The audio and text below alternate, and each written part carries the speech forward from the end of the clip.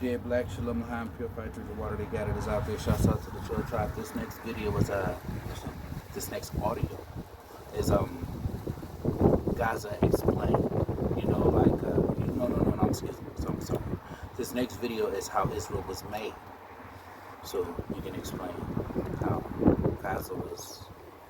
Okay, so how Israel was made, right? As a geographical perspective, I guess. So anyway, shouts out to the Tribe. They got it out there. GTA Black,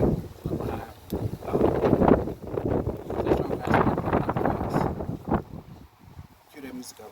Spend it all on shit that I throw away each bar. We'll build that house up big and tall. We'll break the bank to build the wall. We'll rob it, Peter to pay Paul. As long as last they come divide.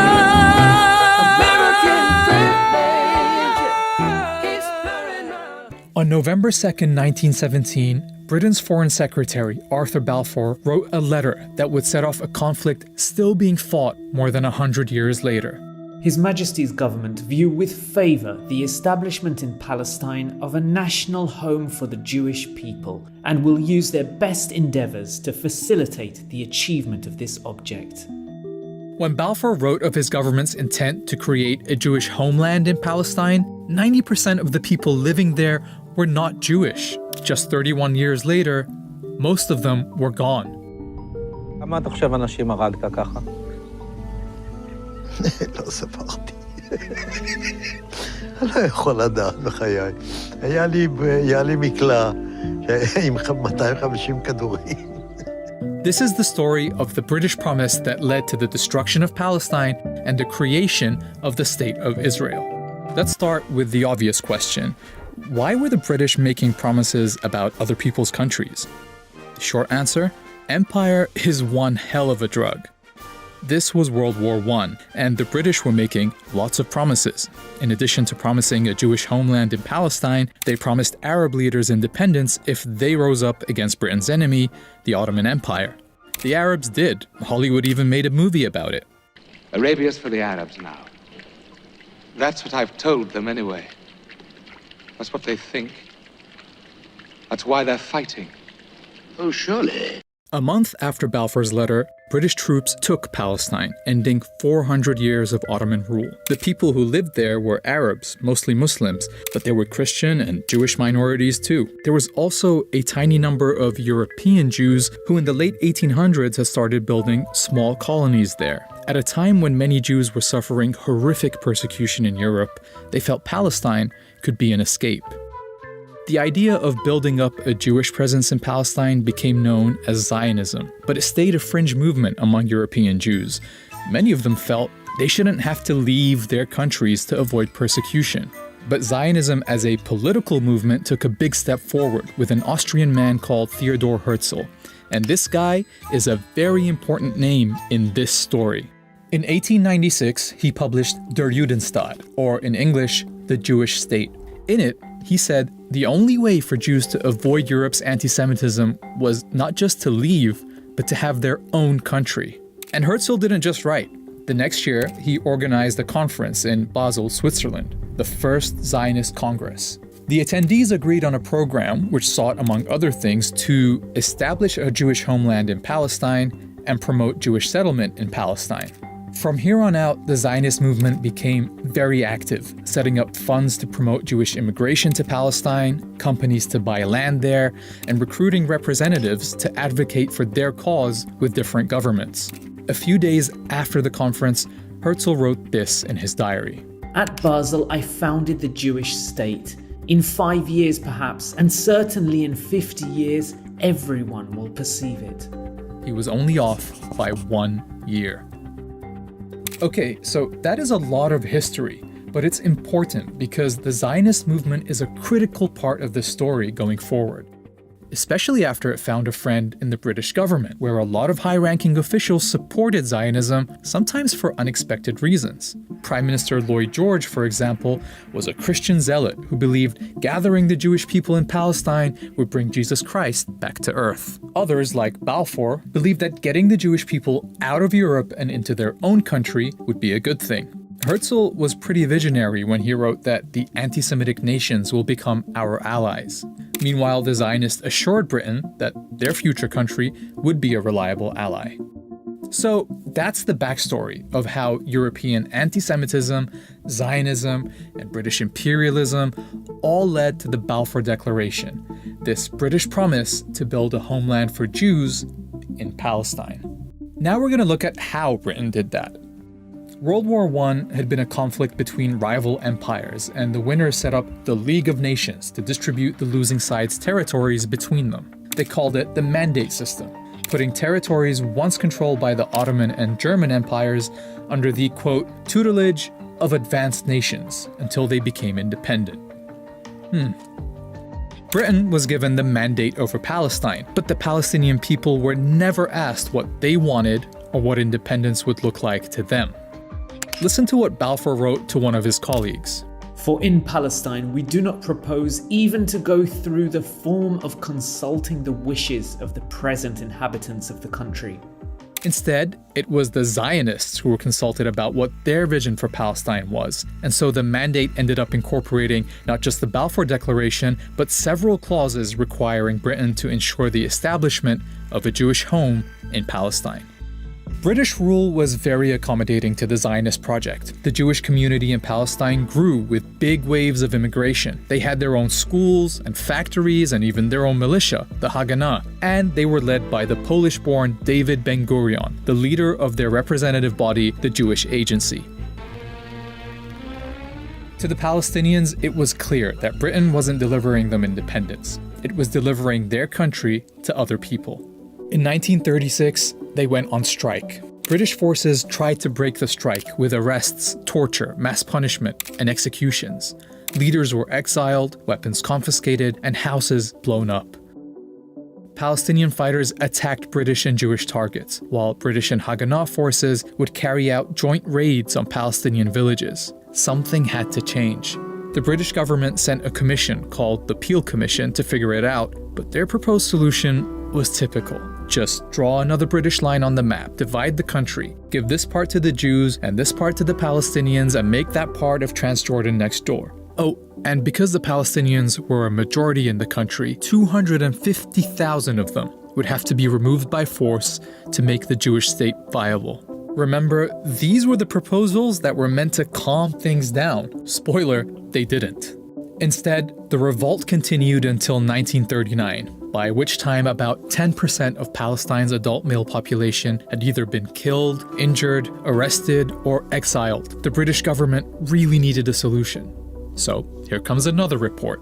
The Commission is studying the 20-year-old Jewish settlements in British-mandated Palestine. The 1939 White Paper created a conflict between the British and the Zionists for the first time, because it rejected partition and said the solution was for Palestine to gain independence within 10 years, with everyone living there sharing it together. Crucially, it also imposed severe limits on Jewish land purchases and immigration. To the Zionists, this felt like a betrayal. In response, some set off bombs across the country, killing dozens of Palestinians. But soon, everyone was distracted by something much bigger.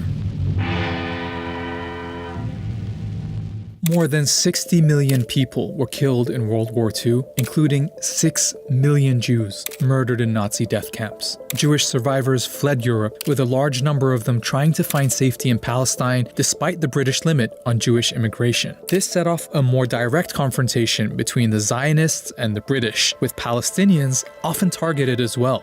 The Zionists knew two things. Militarily, they were stronger than the Palestinians, and Britain was exhausted by World War II, so it wouldn't have the stomach to keep fighting in Palestine.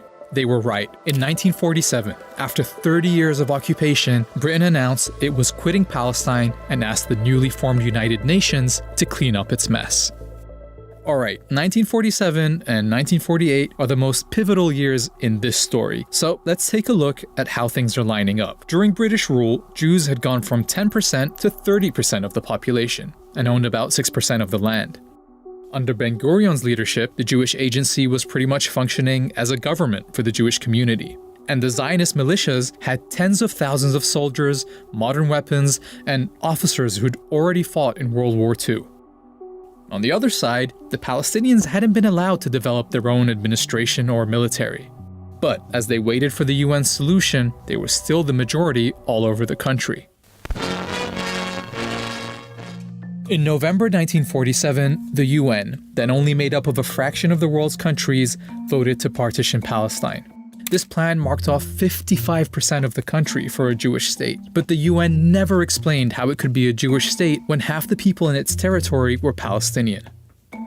To nobody's surprise, Palestinians, and in fact all Arabs, rejected the UN's plan. Ben-Gurion and the Zionist leadership accepted, but they saw an opportunity. With the British on the way out, the Zionists knew they would have the strongest military in Palestine. Their forces were instructed to seize more territory than they'd been awarded by the UN, and to do what was necessary to reduce the number of Palestinians in it. In cities like Haifa, the militia set off car bombs in Palestinian neighborhoods. They attacked villages and forced residents out. Haganah troops have driven the Arabs out of the beleaguered city, taking many prisoners. After inspecting parts of western Jerusalem that had been emptied of Palestinians, Ben-Gurion said, "In many Arab neighborhoods in the West, you do not see even one Arab. If we persist, it is quite possible that in the next 6 or 8 months there will be considerable changes in the country, and to our advantage." One of the events that helped speed up these changes took place on April 9th, 1948, when the village of Dir Yassin was attacked. A British government report to the United Nations describes the scene. 250 people were killed in circumstances of great savagery. Women and children were stripped, lined up, photographed, and then slaughtered by automatic firing. The story of what happened at Dir Yassin set off panic all over the country. As news spread, people fled, fearing they would be next. Historians have recorded dozens of similar massacres during this period. Each time, they would result in entire communities fleeing. תמיד הייתה הוראה, והייתה הוראה של בן גוריון, לגרש את האנשים משם. כבשנו את המקום, טרקטורים חרשו את המקום. חרשו. לא נשאר זכר של כפר. למה? לא רצו שתהיה, לא חזרה ולא זכר של המקום. By the time Britain ended its mandate on May 15, 1948, 250,000 Palestinians had fled. The night before, David Ben-Gurion announced the founding of the State of Israel, with himself as its first prime minister. He was standing under a giant portrait of Herzl, 51 years after Herzl had predicted this very moment. The Zionist militias came together as the newly formed Israel Defense Forces, but the fighting wasn't over. With the British out of the way, soldiers from several Arab countries entered Palestine. But the Israeli army was better equipped, better organized, and unlike the Arab armies, had a unified command and backing from several European countries. Israeli forces pushed into places that the UN had assigned to the Palestinian state, like the towns of Lidda and Ramle. 50,000 people were forced to flee from there, many on foot, in what became known as the Lidda Death March. After being emptied, the towns were given Hebrew names, Lod and Ramla. Like in many other emptied towns, the buildings and homes were taken over by the new Israeli state and given to Jews. By the time the UN secured an armistice, 3/4 of the Palestinian people had become refugees. In Arabic, they call this the Nakba, literally the catastrophe.